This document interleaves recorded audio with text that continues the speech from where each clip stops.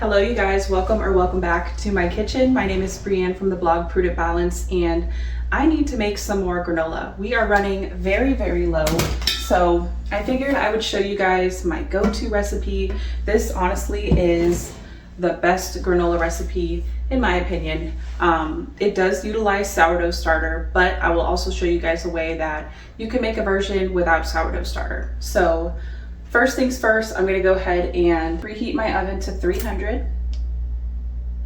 And I already have my baking sheet here lined with parchment paper. All right, so I'm gonna be following along on my blog post just so that I make sure I'm getting all the accurate ingredients and measurements and everything like that. So I need a few things from the pantry. I'm gonna go ahead and grab some avocado oil, the star of the show here, which is some old-fashioned rolled oats. I'm gonna be adding some chia seeds. We're gonna need some coconut sugar, or you can feel free to use cane sugar. I just prefer to use unrefined sugar nowadays. That's just my sugar of preference. It does tend to give baked goods a darker color, but I'm okay with that. And then as far as the nuts go, today I'm gonna be using pecans. I'm going to use some pumpkin seeds,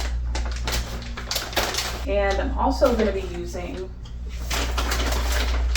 some pistachios as well. So those will be my 3 nuts of choice. Feel free to mix it up here. You can use your favorite nuts, whatever that may be. Maybe walnuts, Brazil nuts, hazelnuts, any nuts you like, peanuts, it's fine. So now that we have all of our ingredients out, I'm going to go ahead and grab a large bowl, everything in, and we are going to start with our oats. So I'm going to go ahead and measure in, 2 1/4 cups of rolled oats.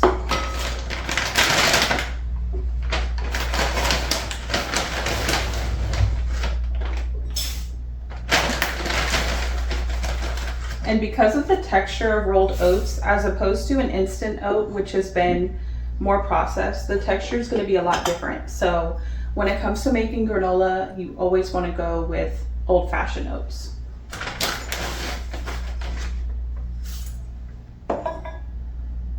So I'm going to start with the dry ingredients, and then we'll add in our wet ingredients. So next I'm going to add in 1 1/3 cup of our mixed nuts. So let's see, I'm going to do 1/3 cup of pumpkin seeds.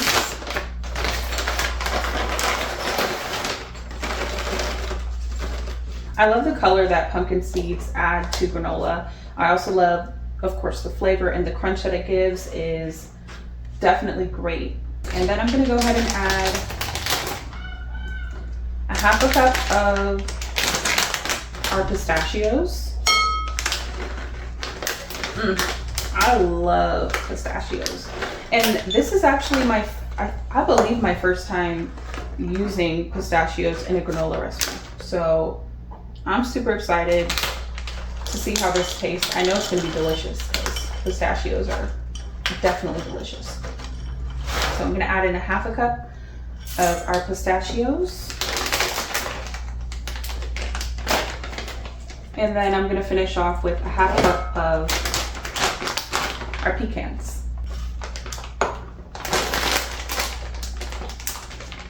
I'm also going to need maple syrup or honey for this recipe, so I'm going to use some raw honey today. Ooh, another thing we need is vanilla extract. So set that aside over here. Next, I'm going to go ahead and add in 3 tablespoons of chia seeds. Chia seeds really, they add a good level of nutrition coming from fiber and some protein. And they also add a nice little crunch, or a nice additional crunch, I should say, to the granola. Yeah, 2 tablespoons has 8 grams of fiber and 5 grams of protein. They're also a pretty good source of calcium as well. So chia seeds are definitely a powerhouse of nutrition, and I like to add them into my granola. And if you guys would like the details to the full recipe, I will leave that link in the description box below. All right, so I added in 1 teaspoon of cinnamon, and then half a teaspoon of salt. So I need to get a new jar to keep my salt in because I've been covering it with a paper towel because I recently dropped the glass lid on the ground. I think I dropped it twice in the same day, or no, twice in 2 days. The first day it didn't break and I was like, oh wow, thank God. And then the next day, it literally just, I had it on upside down, I don't know why. And then I just hit it and it slid off and it just busted. And I was like, well, there goes that. So I'm gonna have to invest in a new salt jar. Anyway, I'm gonna add a half a teaspoon of pink Himalayan salt, but feel free to use whatever salt you have on hand. And if you did want to add in raisins or chocolate chips, you can definitely do that. I prefer to add definitely chocolate chips, add them in at the end, and for raisins, just so that they don't dry out, I would prefer to add those in at the end as well when the granola is completely cooled or almost cooled. Okay, that is all of our dry ingredients. So I'm gonna go ahead and give this a nice toss with a wooden spoon just to incorporate everything together. This recipe is so easy, and honestly in just a matter of minutes you can have this prepped and in the oven and just really let the oven do the work for you. You take it out, you let it cool, and it just produces this beautiful, delicious, like bark style granola that I absolutely love. Okay, that's nice and incorporated. I'm just gonna add our wet ingredients right on top and then we'll just mix it all together because you really can't overwork granola anyways. So let's start with 1/4 cup of our honey. And I'm just using a raw organic honey that I got from Costco. But use whatever you have on hand. All right. 1/4 cup of honey. Let's see. Ooh, you know what? I should have did the oil first because if I did that, sorry you guys, I'm putting my finger in here. It's just our family eating this, so. I guess I'm not sorry, because, but yeah, I should have did the oil first because had I done that, the honey would have slid out a lot easier and I probably wouldn't even have to put my finger in there like this. All right, now we will add 1/4 cup of avocado oil, and I did the recipe on my blog. It says extra virgin olive oil, which works just as fine. But I have so much avocado oil that I figured I might as well just use that today. But with the extra virgin olive oil, it tastes absolutely delicious. And you don't get that like pungent extra virgin olive oil taste in the granola. It doesn't taste like that in the final product. So definitely don't worry about that aspect. All right, now I need 1/4 cup of coconut sugar. So I'm gonna wash this out really quick and then we will add that in. All right, 1/4 cup of coconut sugar.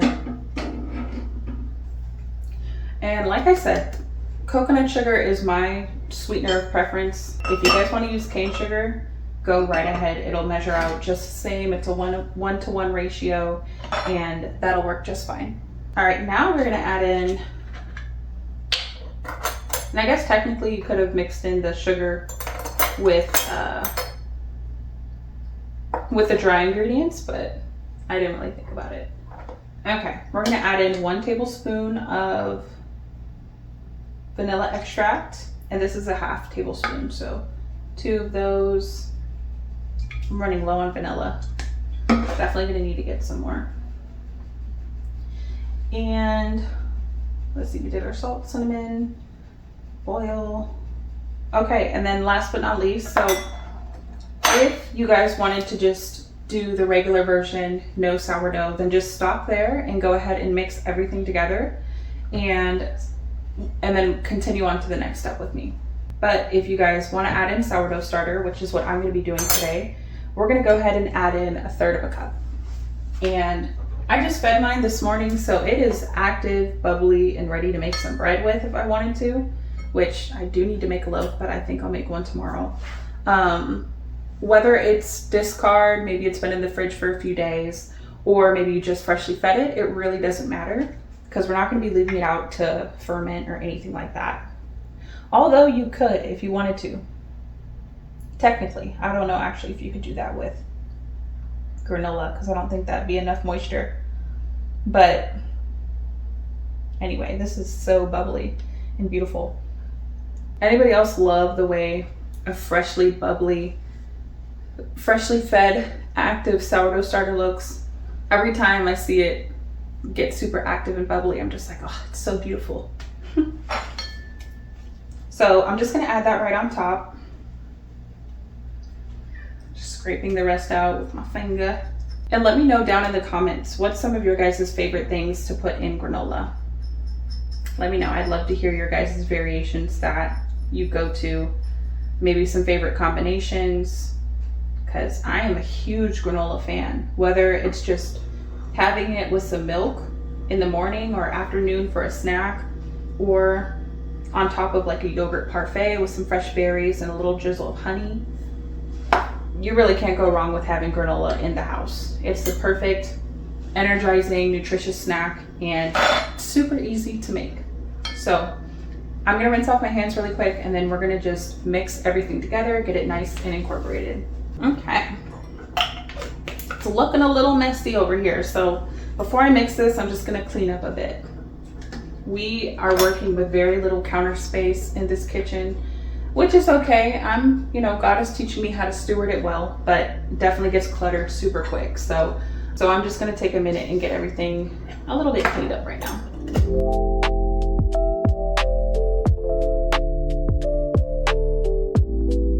You'll definitely be glad that you cleaned as you go throughout any recipe.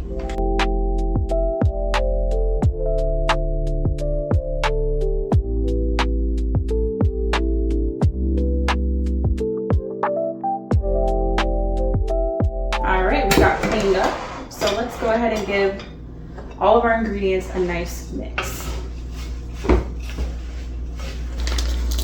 I almost forgot that I have some coconut flakes I just bought to add into some when I make granola. So I'm gonna go ahead and add in about 1/4 of a cup of coconut flakes, or maybe 1/3 of a cup.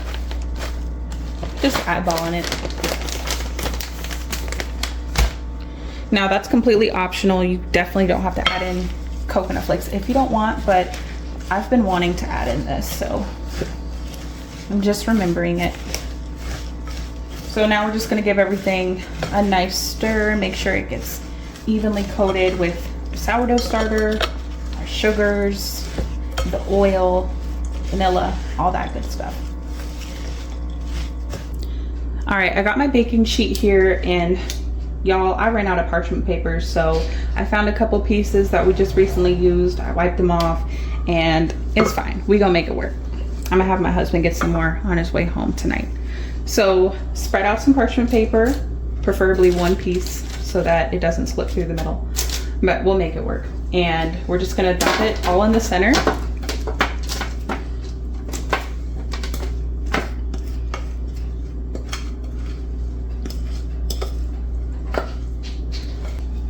Once we get it all onto the center of the baking sheet, I'm just going to take the back of your spoon and just gently spread it out as evenly as possible. And I'm going to try to not get it in that crack. Now, when you're making big cluster granola, you want to make sure, the goal is to make sure that everything is touching.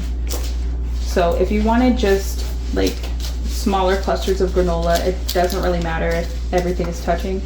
But I'm going for big cluster granola, so I want to make sure that we spread it out into an even layer, and we want to make sure everything's touching. Now, of course, it doesn't have to be perfect, but just use your judgment. And if you guys don't want to do big cluster granola, then just essentially do the opposite of what I'm doing. You can just spread it out, and it doesn't have to be touching. Does anybody else like just try to be a perfectionist sometimes when you know the directions say to do something and you're like trying to be absolutely perfect to a T? Like I do that a lot, especially if there's batter like on a spoon or in a bowl. I'd be like scraping it until the very last drop. And I'd be trying to tell myself like, it's not that serious. Relax. Now some things you do need to be to a T, otherwise you might mess up your recipe, but some things it's just not that serious. Okay, so that looks good. That looks pretty darn even, and everything is touching. So our oven's preheated on 300. I'm gonna go ahead and throw this into the oven for about 20 to 25 minutes. So 20 to 25 minutes, and we will come back and check and see if it's ready. So I was gonna explain to you guys how you can tell whether or not the sourdough granola is ready or not, but I didn't realize how loud my cat was in the background scratching in their litter box. So anyway, you'll be able to tell when the sourdough granola or just regular granola is done by the edges. So the edges should be lightly golden brown, they should be set, and the center might be a little bit soft to touch, but that's okay. As it cools on the baking sheet, it'll continue to do its work and harden. So once your granola is completely cooled, you can go ahead and start breaking it apart into the big cluster pieces. So that's just what I'm doing here. You can break it up into as big or as small pieces as you would like. And after that, you can go ahead and store it in a glass jar. That's definitely my top recommendation. If you don't have a glass jar, that's fine. You can just use a container with an airtight lid, and it'll stay good on the countertop for about 3 months, perhaps even longer. I mean, I doubt it'll last that long. I know it doesn't last that long in our home. So yeah, this is my super simple go-to recipe for a granola, and it turns out delicious every single time.